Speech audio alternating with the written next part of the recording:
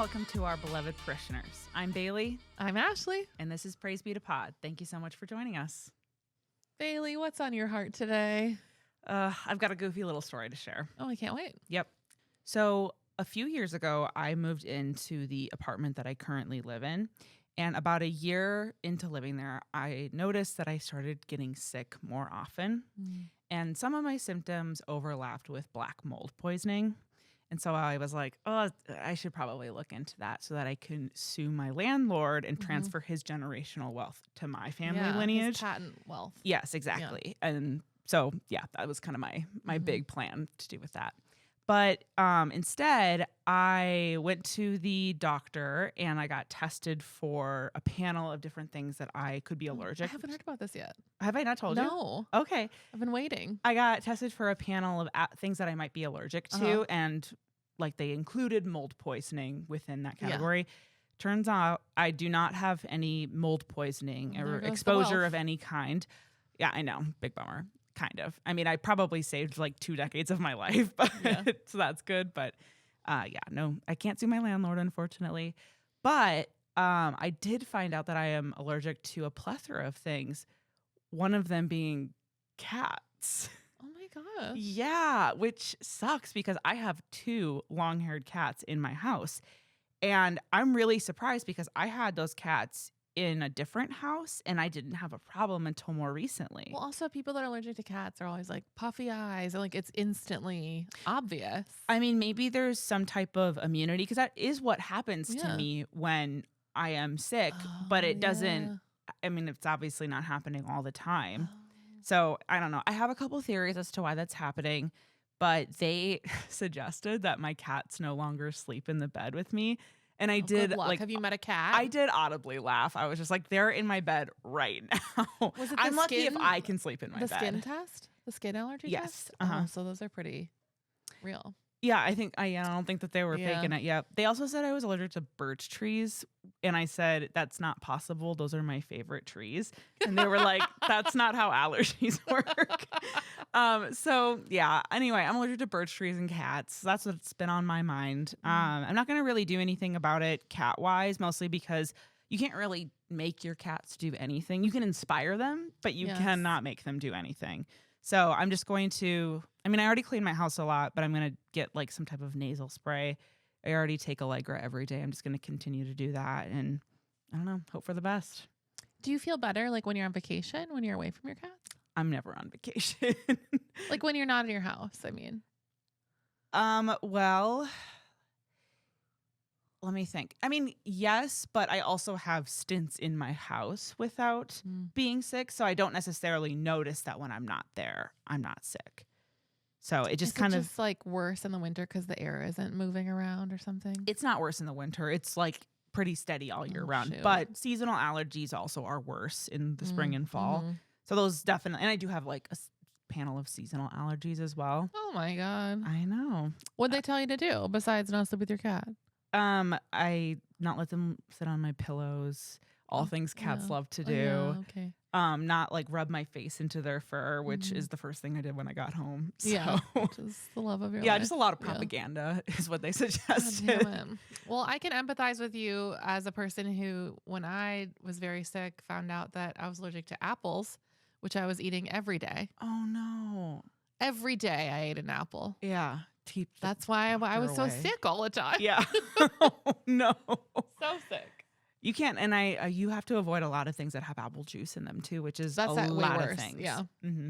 But I mean, it's not a big deal. Like it's not gluten. You know? Yeah. There's way worse things. Right. Mine's it was just manageable. Like, it was the same where it was like, this cannot be what I'm allergic to. I eat it every day.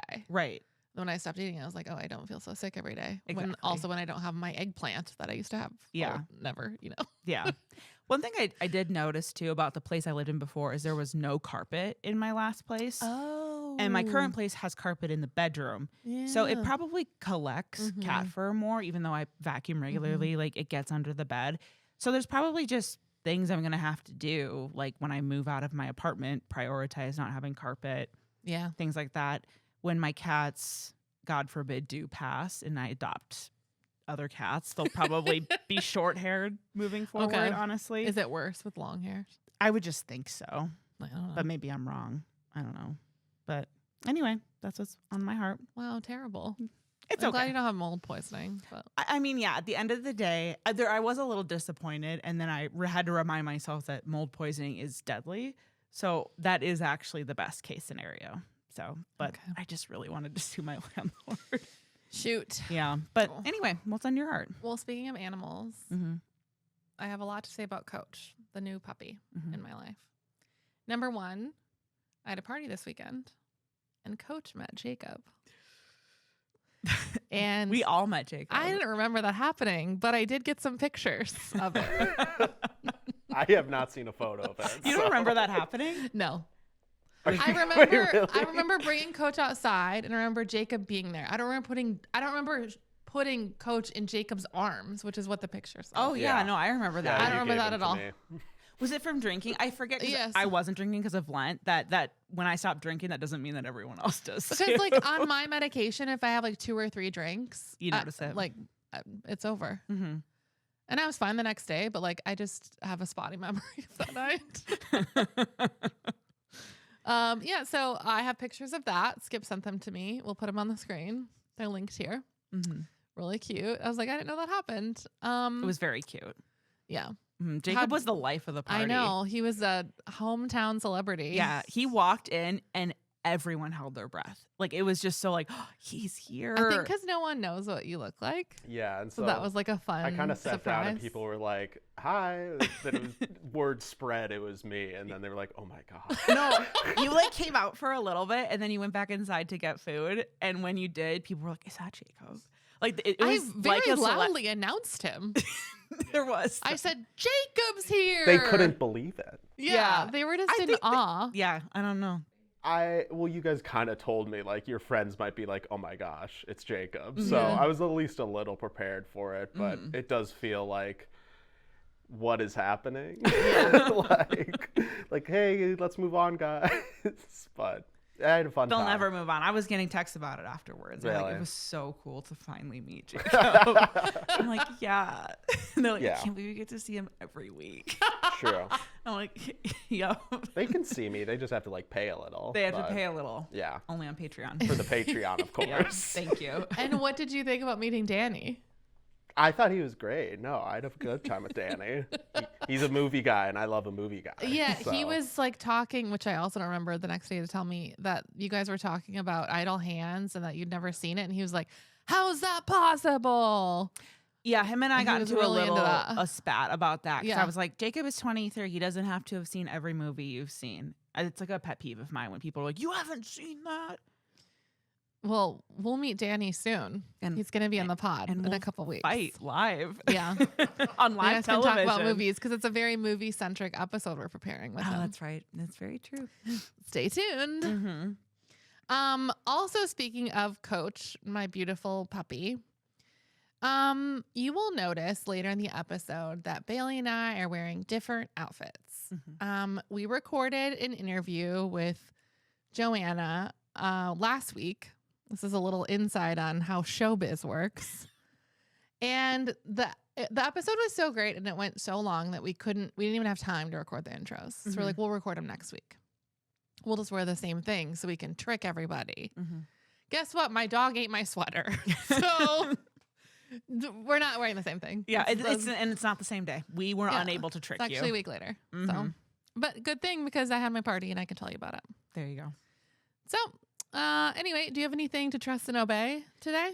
Yeah, so I'm going to trust and obey something that is, well, not outdated, but it was a movie that was released a long time ago because I watched the Oscars and I think that Sinners did not get a lot of the recognition I it have deserved. a lot to say about this. Yes, and I also think that Delroy Lindo was the best performance of the year, and he didn't get an Oscar, and I was pretty bummed about that. Who got it instead of him? Sean Penn. Oh, we haven't seen that movie. I don't care. Sometimes you just know things. I know in my heart. But it reminded me of a few other performances and movies that I felt like really went under the radar. And Willem Dafoe in The Florida Project is one of them that came to mind immediately. I think it's one of my favorite performances ever. And The Florida Project is probably top 10 favorite movie I feel like it was super underrated, but I highly recommend seeing it if you haven't already. I haven't seen it. You haven't seen it. It's fantastic. Jacob, you've seen it? I've been to the hotel where they filmed the Florida Project. Huge. Okay, he is the movie. Huge. I love that movie. It's so good. So anyway, that's what I would recommend. What about you? What's it about? It's about the projects in Florida. Like low income housing? Yeah, so projects? it's the low income house. So it's about this little girl who lives in like low income housing or in a motel okay. around Yeah, Disney yeah, that World. sounds So it's familiar. a class consciousness kind of Yeah, movie. yeah. Mm-hmm. So It's really good. Orlando. Yes. Okay. Mm-hmm. Yeah, I've heard great things. I just never watched it. Fantastic. It's Okay. a stunning movie. Anyway, what about you? What do you have Mine to trust is a and little obey? less serious. Okay. I can't go without obviously recommending Secret Lives of Mormon Wives. Mhm. Season 4 was just released. It was a complete disaster.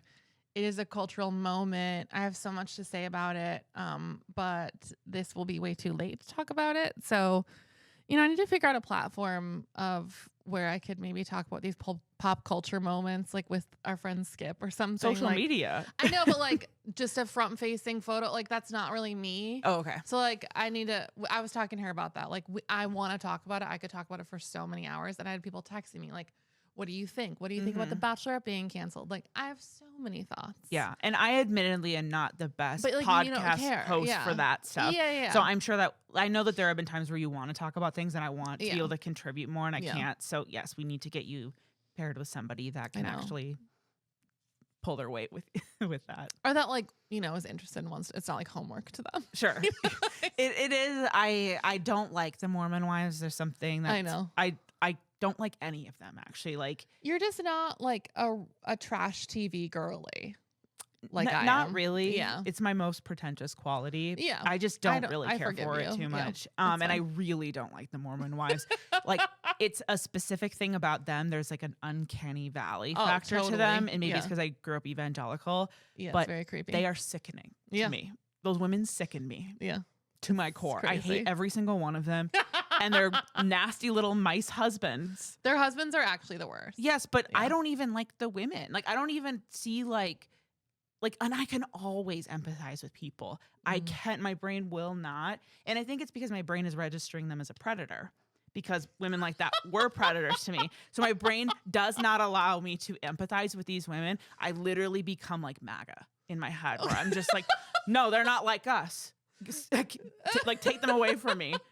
Oh, I can't stand it. I'm not saying It's that that's the crazy. right, Yeah. like it's good that I do Yeah. that. It's just, I've noticed this about myself that I It's get really funny. so primitive in my mind when it comes to those women. I can't stand I love it. them. Well, to just get my 2 cents in, I would say that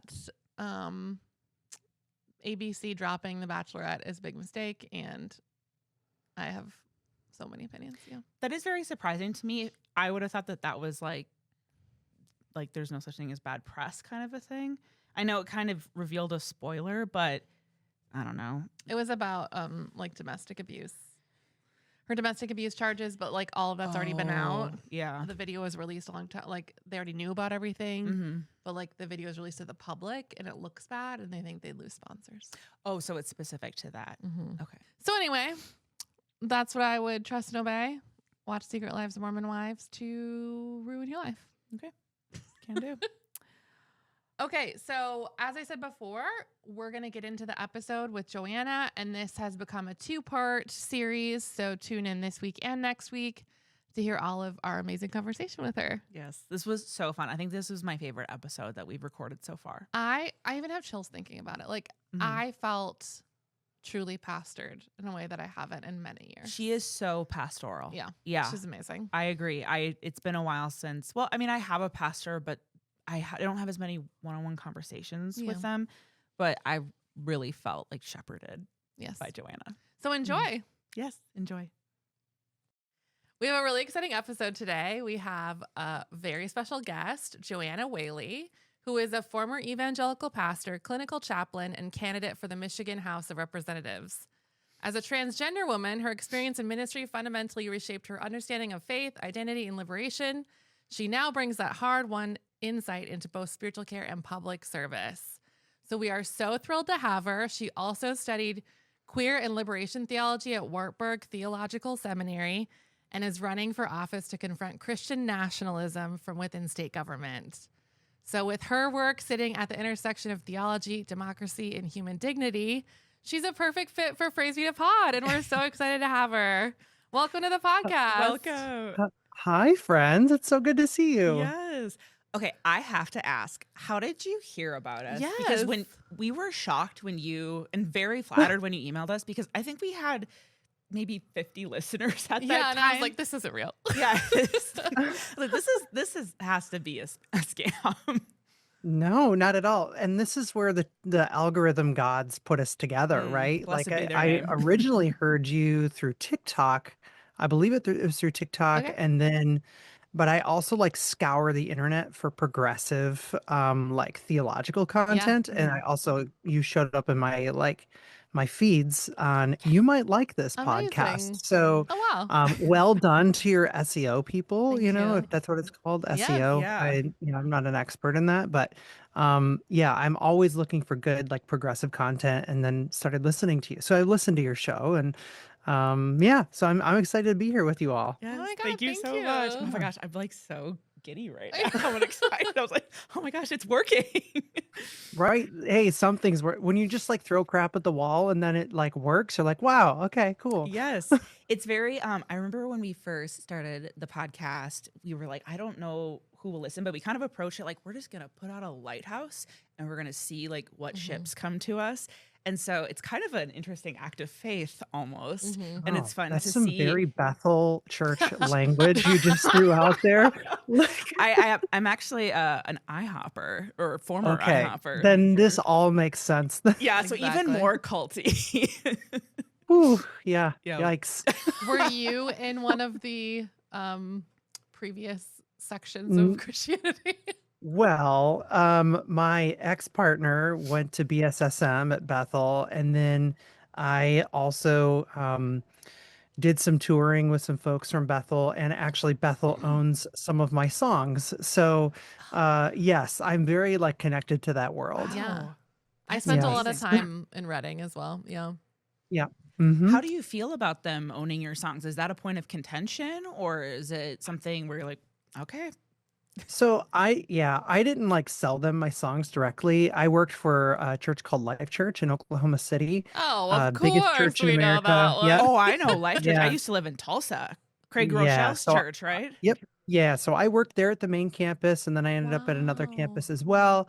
But when you start to, I was a worship pastor there, and when you start there, you sign an intellectual property agreement, and so all of my music was owned by the church, and so they in turn sold the music to Bethel Publishing, and so all my songs that I submitted, all 50 something songs that I wrote and gave to Life Church, now are owned by Bethel Music. So yeah, every once in a while I hear a melody I recognize.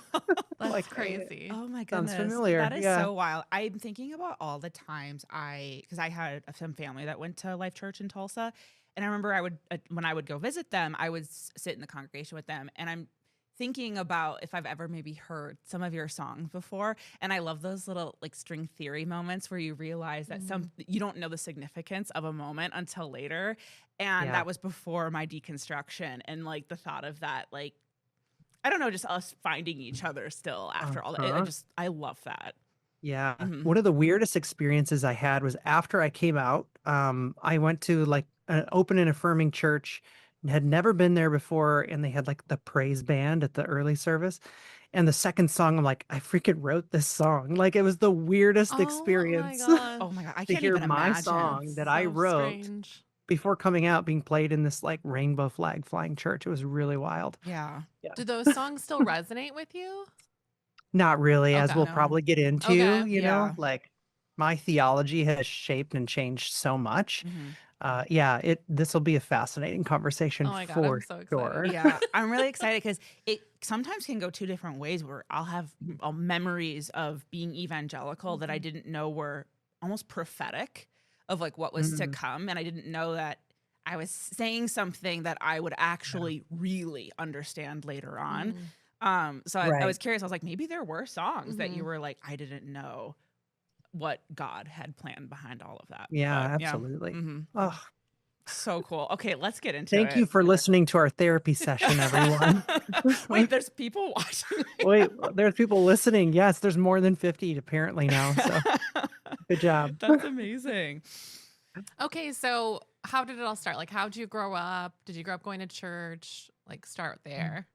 Yeah. So I grew up in a really Catholic family, like very, very Catholic. You know, my grandfather was the choir director.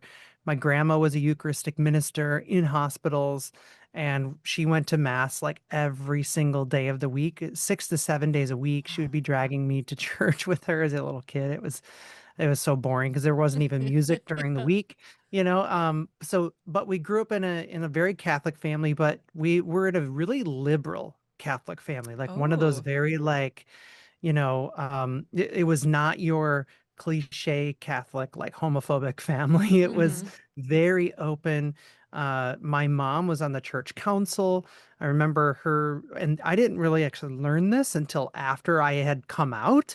But she had told me that there was a trans person, and I knew who this person was. There's a trans person in our Catholic parish that she went to bat for and actually ended up leaving parish Oh, council wow. over the issue. And so like my family was on the kind of the forefront in the Catholic Church of our community, fighting for people and fighting for full inclusion of folks, which again, very prophetic of like what would be to come in my life, right? Mhm. Yeah. So that was the backdrop of my world. And Um, where was that? this was here in Michigan, Okay. so in a town called Trenton, Michigan, which, is only about 10-15 minutes from where I live now. Not in my district. That would have been an easy, I'd had a lot of votes if Trenton was in my district.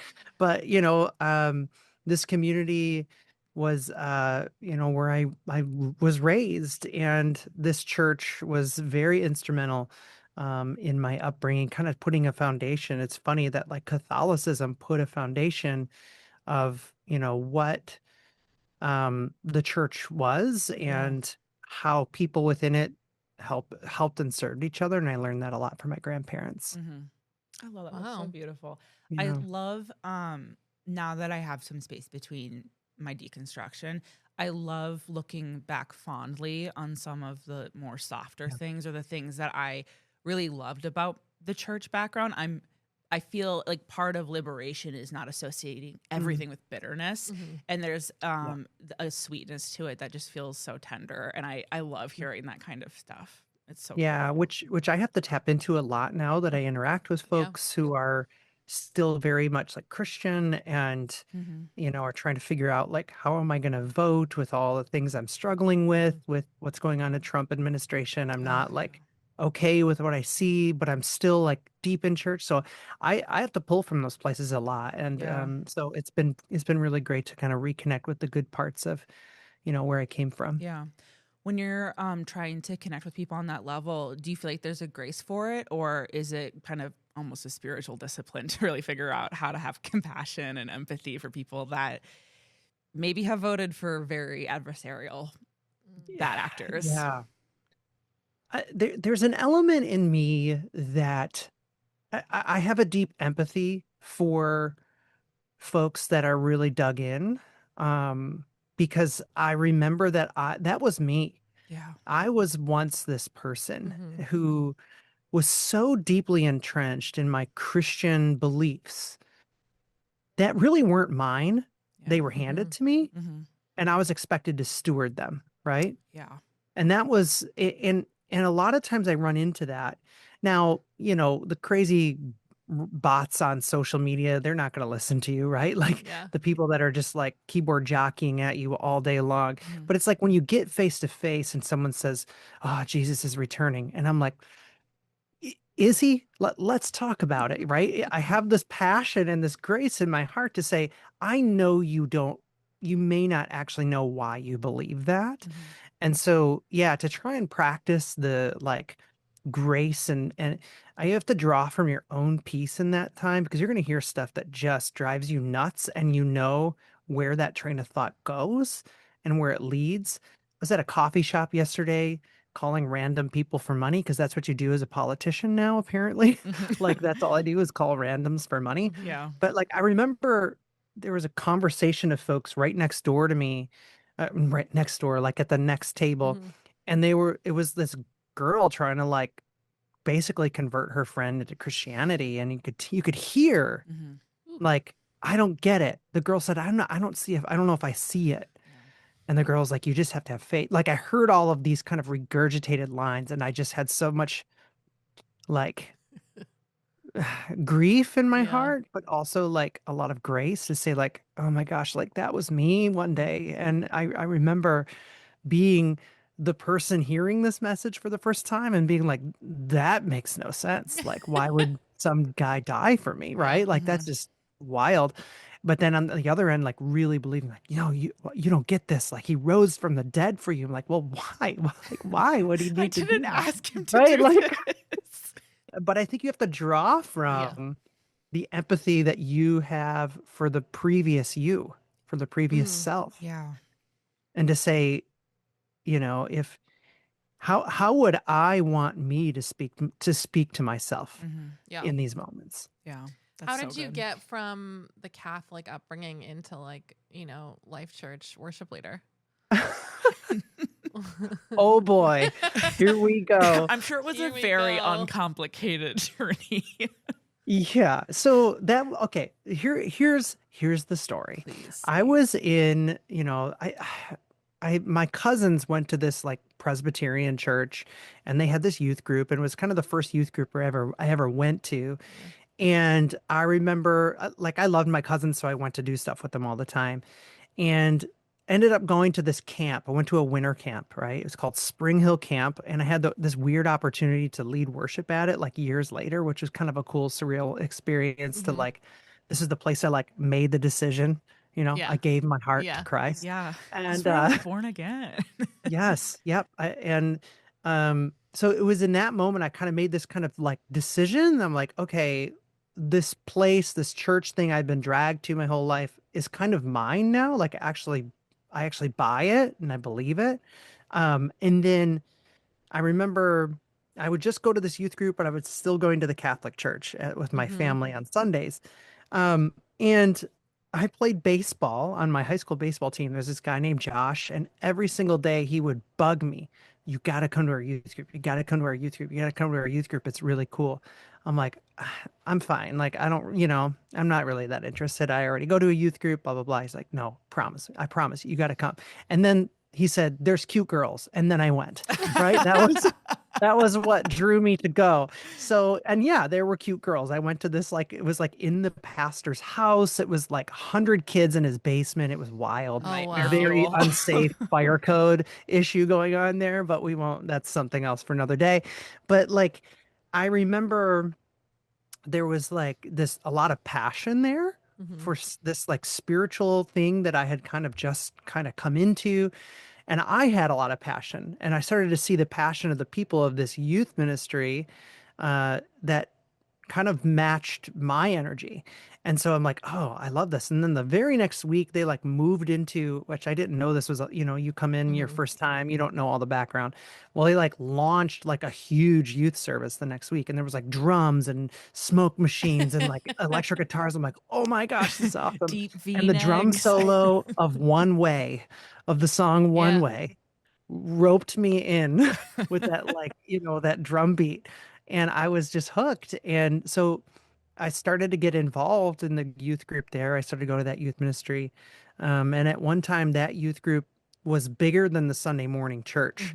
There was like, this church was like out of a trailer, they were setting up in high schools. And so I ended up in this big, huge youth group, and then joined the worship band because they were asking people to join the band. And I was a terrible, terrible musician. I was awful, had no business. They wouldn't even let me play guitar because I was so bad. They're like, you just sing. And so I ended up joining this worship band, and that kind of like set me on this, like this path of, getting to do some really cool things in church. I mean, what 17-year-old plays on a sound system that, like all these subwoofers and like Mhm. moving lights, and like that's not a normal experience. So I kind of got really hooked in it, and then that eventually started into a full-time job. I got hired by this church like right out of high school. I was 17 years old. I got hired and started doing the lights at the church because they needed somebody to do it. And then I got started doing the music, and eventually that led to me. And this church, we'll talk a lot about this church later in the podcast, but about 2015 is when I ended up applying to work at Life Church in Oklahoma City, which is the most intense interview process I've ever been through in my entire life. And got the job and moved me and my brand new baby and family Oh my out goodness. to Oklahoma City with no network and no friends. What could go wrong? And Wow. so yeah, so that's how we ended up out there. And honestly, like Life Church, you'll hear throughout this interview, it's the only church's name I use because it was my only real positive experience within the Oh, megachurch wow. space. Oh wow. Working for Pastor Craig was formative. I learned so much working under Pastor Craig and working under a lot of the team there. And yeah, it was the healthiest church experience I ever had as a staff member. That's Wow. amazing. I worked with Yeah. Life Church a lot too. I worked for One Hope on ministry out of South Florida, and we did the Bible app for kids together. Yeah. Mhm. So Yep. I For worked. those who don't know Life Church, it's the Bible Yeah. app church. So if Yeah. you have a Bible app on your phone, good chance it's from Life Church. Yeah. Yeah. And so Yep. then they worked in partnership with the ministry I worked for that specialized in children's ministry materials to make an app for kids instead of Which just my the kids Bible app. loved at one point, by the Mm. way. Yeah. Thank you for that. Yeah. Yep. So I worked on all the Yeah. marketing for that for Yeah. years That's awesome. internationally. So it's like funny we probably cross paths at sometimes. Like I was in Probably. Oklahoma City a lot for that. So Yeah. I Wow. that doesn't surprise me that you have a soft spot for them because it surprises me in that it's like a Bible Belt mega church, but Yeah. also I've had like kind of good experiences with Pastor Craig at myself. I went to Oral Roberts University and he came Okay. I know. I've got some Oh, I've got an some lore ORU too. story. I've got got an ORU story Oh my for you. gosh. Yeah. Oh, I want to hear it. But I remember Pastor Craig was a guest minister in our chapel. And I don't remember what the sermon topic was, but in the middle of it, and this really didn't feel performative. He had what he called like the conviction of the Holy Spirit, where all of a sudden he in real time realized he hadn't been spending enough time with his family. And he just like, you could see his face drop because he was realizing it in real time. And it was maybe one of my first examples of leadership where the leader invites you in to like participate with them in their own like smallness and vulnerability. And it wasn't like the normal mega church package vulnerability that's like, I used to be addicted to porn and then Jesus set me free. Now It was I'm like, perfect. yeah, it was in real time. He was realizing and he allowed us into that space. And I've always admired him for that because I don't think I've seen something quite like that since then. Until I started going to more progressive churches. So I feel like there's this like I do have a soft spot for that. That was maybe one of my first times seeing that kind of leadership. So The power doesn't go to all their heads. yeah, and I he seems like someone who really believes he's doing the right thing. Yeah. So- No, he really is. I think, you're not going to uncover. I mean, Yeah. I shouldn't say that, but like, you're not going to uncover some scandal in 20 years from this guy. Yeah, I didn't feel that either. I Yeah. also felt that about Mike Bickle though, and look where we are now. So maybe I need to work on discernment. Yikes. Yeah. Okay, so in your bio and everything I've read about you, it says like you were a former pastor. Were you a more traditional pastor as well, or just the worship pastor? I don't mean to say just, but you know what I Like mean. No. executive or worship. Yeah. So eventually, after Life Church, I went and planted my own church in Like a Life in Church the Detroit plant? area. Nope, it was a brand new church plant. Okay. So I got the taste of being a lead pastor for the first time in my life. Oh. And let me tell you, that was really miserable. It was a miserable Are they time part of the my life. Arc Church network? Or was it just So- fully on your own? ARC was one of the organizations we we intended to work with. We actually ended up with a group called, well, I shouldn't use their name, but Okay, a different network. they were in Florida and ended up being a super Christian nationalist church planting network, Okay. which is where I was trained in the Seven Mountains Mandate. And if no one is No. familiar with the Seven Mountains Mandate, what it is like, hey, you're not going to build a church to get volunteers to come into your space. What you're going to do is you're going to equip people to go take over society. Yeah. And that is a very different model than most mega churches. And so I was trained in this. They train you in what's called the domains principle. So my church planning network said, okay, what you want to do is you want to find someone in your church who is the creative, and you want to send that person into the creative spaces, get them into movies, get them into music, get them to control that space. If there's someone, let's say the mayor starts showing up, like, you're going to invest in that person, and eventually they're going to run for some kind of seat that they can bring the name of Jesus into the government, right? Like, you want to create a Christian, you want to bring the kingdom. It's such a perversion of the Lord's Prayer. It's such an let your kingdom come to earth as it is in heaven. And that's kind of the mandate, right? It's this mandate to say, we Christians have the answer. And so what we need to do is go fix these broken things in our world. And so, yeah, we can get into the theology of that, it's really interesting. If you want, but like, a lot of it deals with where do you think the world is going? Where do you think all of this is going? And really the idea of the Seven Mountains Mandate is to make sure that all parts of society are prepared for the return of Jesus. Yeah. And so that was the church planning network. That is how we were trained. Yeah. And this seems like such a short timeline. So 2015, you were at Life Church. Then what year were you planting a church in Detroit? At 2017, we were there for 2 years in Oklahoma. And then 2017, 2018, we launched a church in the Detroit area. It was like a coffee house type of a church. So, and it was going really, really well. Everything was going really well. The model was to have 40 people in each coffee house and then start a new one. And so we actually, at one point, were up to 3 locations. We had three church locations, and they were doing well. And then my gender stuff blew up in the middle of that process. While you're the lead pastor? While I'm the lead pastor of this church. Joanna, I can't even imagine. To back everyone up a little bit, the church that I came from, the church that I first got hired at 17, forced me into conversion therapy for 10 years. Oh my God. So my gender came up in that church. And when I say forced, I'll use my words very carefully here. I was given the ultimatum. It was, if you want to continue in this network of friendships and place you've built your life, and you now have a career, in order to keep going here, once they found out that I struggled with my gender, which I came to them, I thought it was safe to talk about it.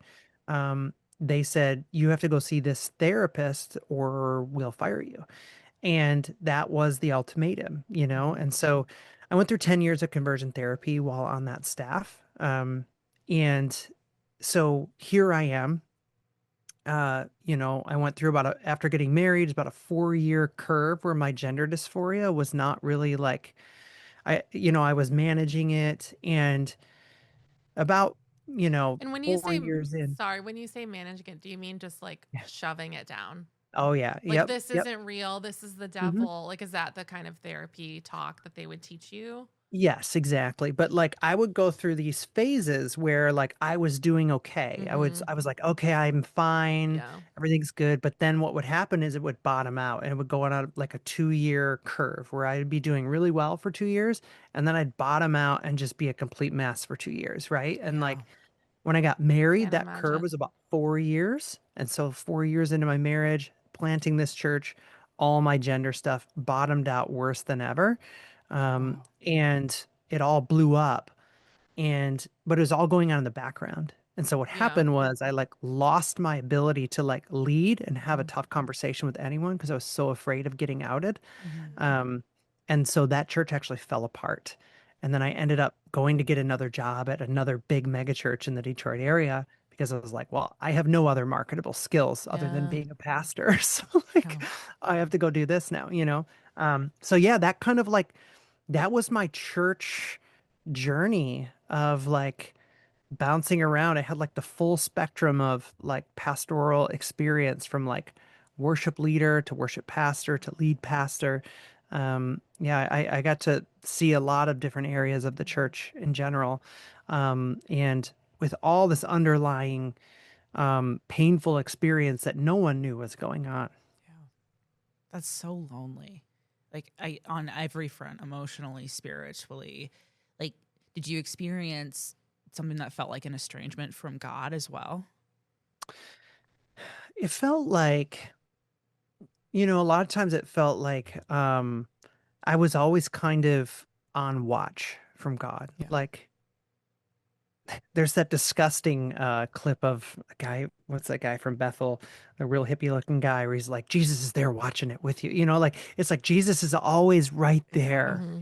I think And I've that's seen how that it one. felt. It felt like every little thing, like if I even like noticed a cute pair of shoes that, I saw at a store, I'd be like, oh gosh, like I would be convicted, right? I lived in constant fear that like anything was, and honestly, it came from a lot of Christian nationalist narratives of saying that the enemy wanted to make me gay. Yeah. Yeah. Hmm. And so like seeing a Victoria's Secret model on at the mall while like going to get a Cinnabon or whatever, like the devil was trying to like make me gay. Mhm.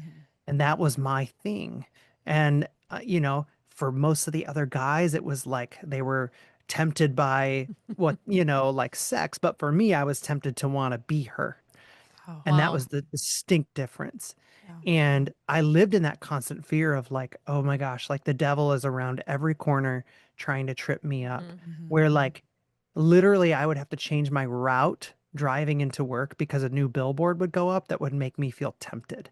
And that was the level of conviction that I felt in my spiritual journey and also was being heaped on me through conversion therapy, which is why I'm It's like, such an outspoken voice here in the state of Michigan to fight against conversion therapy yeah. because it is hell on earth to live through that type of life. Mm. Yeah. Was it Yeah. like weekly therapy, or were you ever like institutionalized? Like how does that work Yeah. when you say 10 years? Yeah. I was never like inpatient or institutional. Like I didn't go to a camp, Mhm. Now our church did send people to Exodus International camps. And they Familiar would here. come back and they would be like, I'm not gay. And he would marry a guy or marry a girl and then literally like flame out in 3 months and be Yeah. like, at the club, Mhm. pictures on Facebook and like leather straps, like that. Yeah. It was like, okay, that didn't seem to work. Yeah. Let's pray for him again. But like mine was like a weekly or bi-weekly. If it was really bad, it would be weekly, and at its best, it would be like once a month. I would Mhm. go see this therapist, big air quotes. But yeah, it was brutal. It was awful. And in the last years of it and year 11 through 15, so I went through 15 years of it Wow. total. And I became a shell of a person in the Yeah. last 5 years of it, where Mhm. I mean, even my own family say, you are just unrecognizable. Like I don't know who you are. Like Mhm. you just you're not there. You're here, but you're not here, Yeah. Was your family supportive of you going to conversion therapy, like your parents, or was it more you put it on yourself? Here's the thing. My church environment was very isolating, Mhm. very much, and I'm sure that a lot of listeners can relate with this. My church was like, we kind of have the corner Mhm. on God. All the other churches don't really know how to do it like we do Mhm. it. Mhm. That was the megachurch world I was in, where our church just thought like everything we did was the coolest version of Jesus. Yes. Same. And so like And what that did was create an air of skepticism. And like, and the one part was that like my family weren't Christians. They were Catholic, but they weren't Yeah. Christians, Yeah. right? Mm-hmm. So there was this kind of culture in the church of like, if your family is not Christian, if they don't come here, Mm-hmm. or they don't go to some Bible believing church that believes that marriage is between a man and a woman, and and they don't recite the Pledge of Allegiance and blah blah blah, like you like you I'm can't. laughing because it's real. Yeah. Yeah. But like you can't trust them, you can't Yeah. trust their counsel, you Right. can't trust their input. Mm-hmm. And so what that did was create a culture of isolation, to where after years and years and years, I kind of started losing contact with my own family. Mm-hmm. Wow. Even though I lived at moments in the same house with them, I would not engage with them. I wouldn't go to the family parties. And so like my Mhm. family had no idea I was going through wow. conversion therapy Mm-hmm. until I was 35 years old and told my mother, Wow. right? After I came out, a year after coming out, that's when she found out. And that was the world, that was the environment. So Mhm. I get people tell me all the time, I had no idea. I had no idea. You seemed so happy. I'm like, yeah, I was a great actor. Like Yeah. I knew how to show up and put on my Sunday smile. And no, so my family had no idea. And my, some of my family is very angry when they learned, rightfully so. Yeah. Are there any ways that people can join you in fighting against conversion therapy, whether that's in Michigan or nationally? Yeah. I was going to ask, what's the legal status of conversion therapy right now in Yeah. Michigan? We have law-ish in the state of Michigan. Okay. They have banned it for, it is illegal for a licensed practitioner Mm-hmm. to practice conversion therapy. But the language is not broad enough to stop it from happening. It doesn't stop pastors from doing it. Yeah. Yeah. Yeah, and there's religious carve-outs that you can just say it's some sort of biblical counseling. So it is not, Mhm. it is technically illegal in the state of Michigan, but it is still happening. And I know many, many churches that are practicing it currently in the state of Michigan. And they're getting wind in their sails because of the Trump administration right now, Yeah. because RFK and the MAHA movement are calling trans identity, an illness, a mental illness, and they just put out some disgusting, policy about what to do about trans people, and Yeah. part of it is reinstituting, with the federal government's permission, immunity from these types of laws. Yeah. And so the hard part is that there's only so much you can do, Mhm. right? But just to continue to raise the awareness Mhm. Mm-hmm. and support folks that are going to go. Like if you live in Michigan, even if you don't live in Michigan, like you can go support our campaign, because I'm going to go there and like raise hell, Yeah. right? Literally raise hell in their eyes. Like I'm going to fight this at every turn. And we need to get more and more lawmakers who are willing to like fight back Mhm. against these things. And I think it's going to take specific training and people who know what they're listening for to fight it. And so that's one of the things. You can go support us. You can, but then, when you hear about it, you need to let your leaders know. You need to Yeah. let people know, hey, this is going on. This church is doing this. I have confirmation. Bring receipts. Yeah. And I think it's really important too for comprehensive conversion therapy bans, because like you said, there are so many loopholes that make it's like just enough restriction to give evangelicals the martyrdom complex that they want so much, to make them feel like they're in the underground church. And then that in combination with like the lighter fluid of the Trump administration, it almost emboldens them more. And the ban needs to be more comprehensive to completely snuff out the fire. Because right now they're like, it's like the perfect combination of them being restricted, but also given a lot of freedom at the same time, that it's very dangerous to not be comprehensive with. Religious loopholes can do a lot of damage in law. Yeah. And it opens, and I understand their need. I understand the need for religious carve out, right? Mm-hmm. But at the same time, I think that we need to we need to get more strict on like harmful things. Like, if a religion is causing some sort of bodily harm to someone in the name of their religion, like they wouldn't get away with it. Right. And so we need to understand that this leads to that. And many people are losing their lives because of this practice.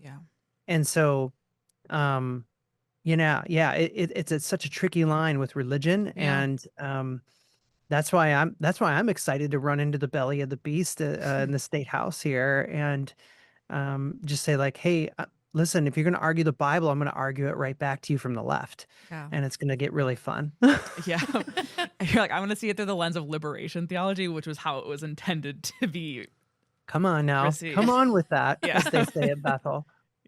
I always say, come on, somebody, to my atheist husband. And he's like, I don't get why you keep saying that. It's like so weird. And I was like, well, it's because you don't know church, bro. We had the regional director of like Midwest Planned Parenthood at the job I currently work at, and she was giving a presentation, and it was so powerful. But my evangelical side kept on coming up because I was like, "Come on!" And I would be like bobbing up and down, and people are like, "What is she doing?" Or I'd be like, "Come on, somebody!" Like I was about reproductive freedom. I love it. Amen. Oh.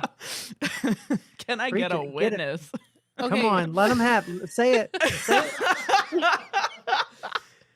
Okay, so I'm curious, and this might be too personal. If you don't want to talk about it, just tell us, we can cut it. But ask away. I'm curious what it means. Like, what do they do in conversion therapy that is horrifying and that traumatized you? And because what in my mind, what it is either like a camp where they're like just screaming at you all day, or like starving you until you say like, I'm fine, I love my gender.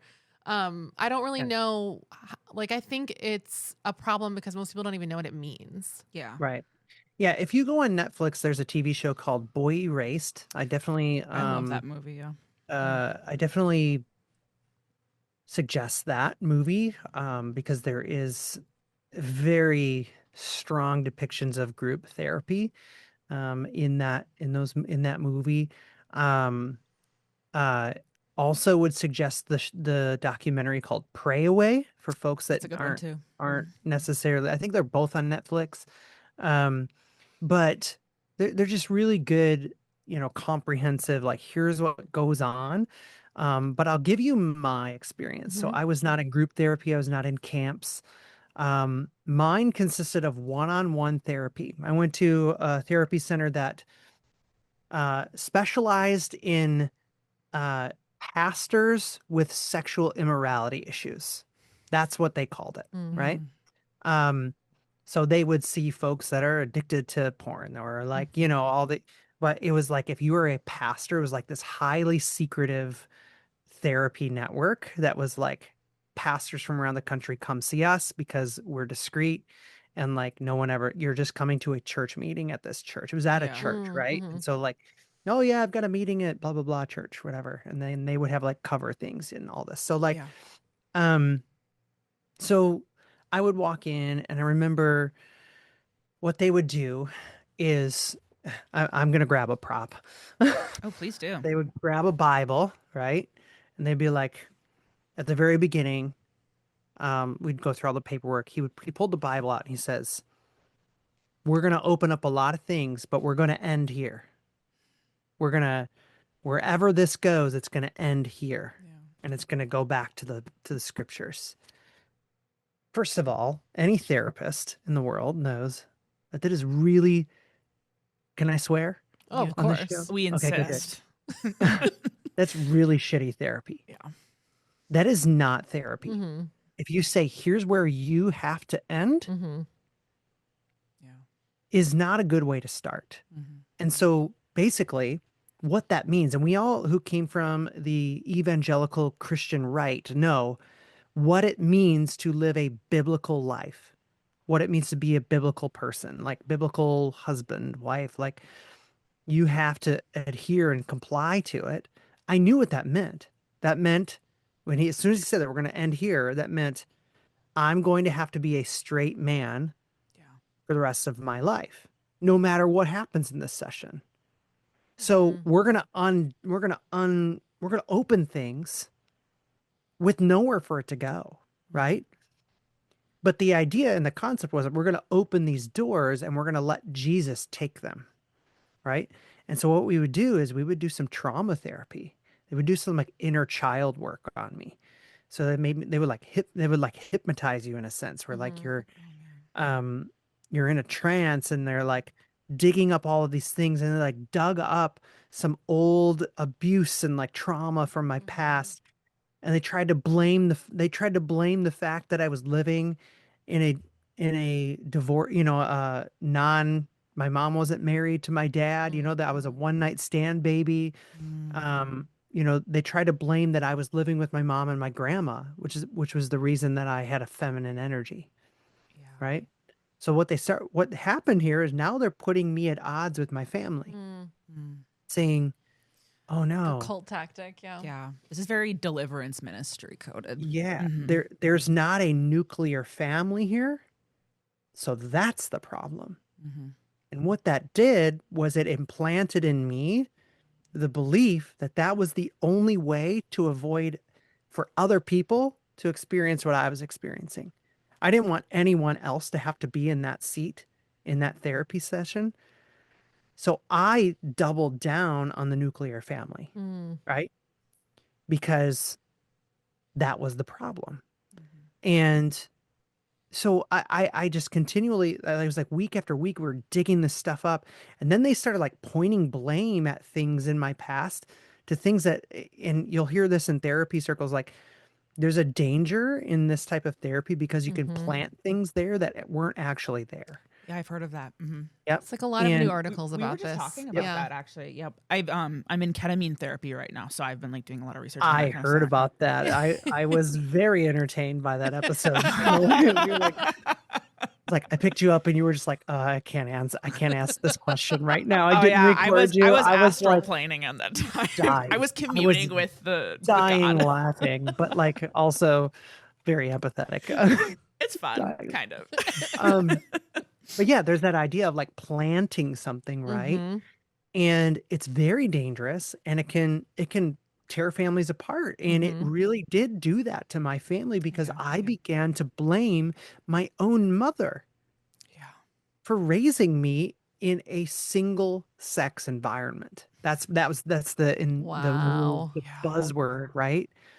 That's why they don't like gay marriages. They don't like two women raising it. A single sex environment is bad for the child, is what they would say. So that ended up being the thing we would point out. So what we had, and then it became like forgiveness work and like, how do we move forward? There was 3 distinct rounds. The first one was what I called like victory therapy. It was like, okay, what we're going to do is we're going to name and claim our victory in Christ. We're going to claim the blood of Jesus over this thing, right?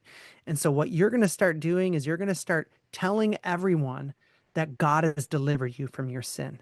And so in the middle of this, our worship band at this church started getting songs on the radio. We started touring the country. And all of a sudden, I'm standing in front of thousands of people across the country saying, God delivered me from cross-dressing. Can you imagine?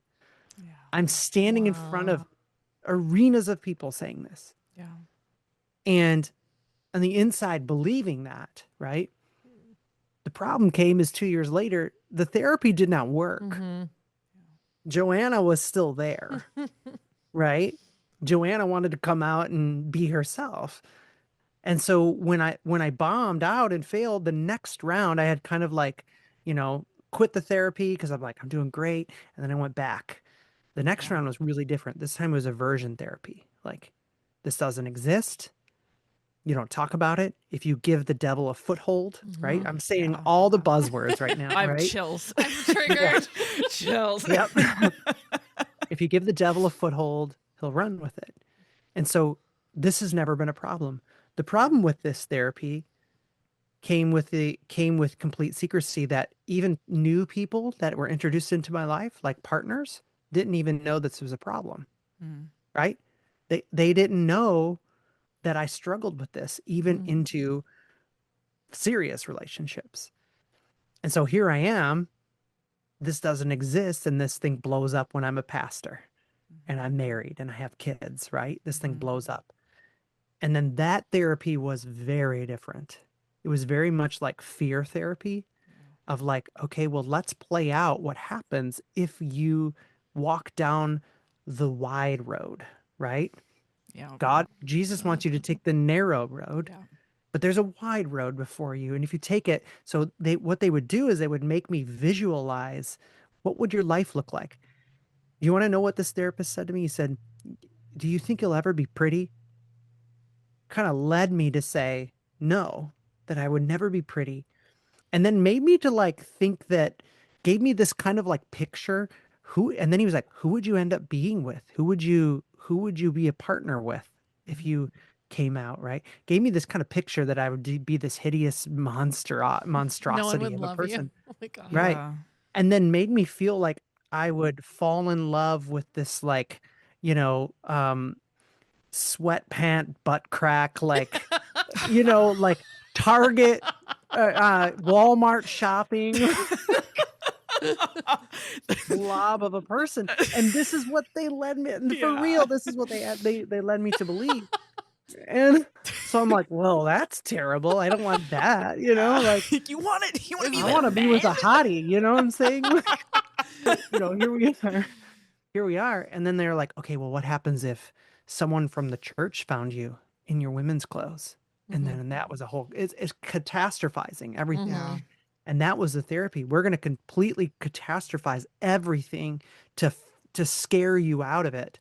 And in the middle of all that, like I lost myself, and so that's what it was. And it was, Wow. I mean, if you can just imagine, sometimes when you walk out of therapy, it's tough. You feel like a lot of weight, you feel heavy, but therapy should be something that is therapeutic. That is why it's called therapy. It's therapeutic therapy, right? It's a therapeutic process. Should be helping you. Yeah. I felt completely defeated each and every session for 15 years. Sure. I Wow. felt as if I was just, dying on the inside. Yeah. Wow.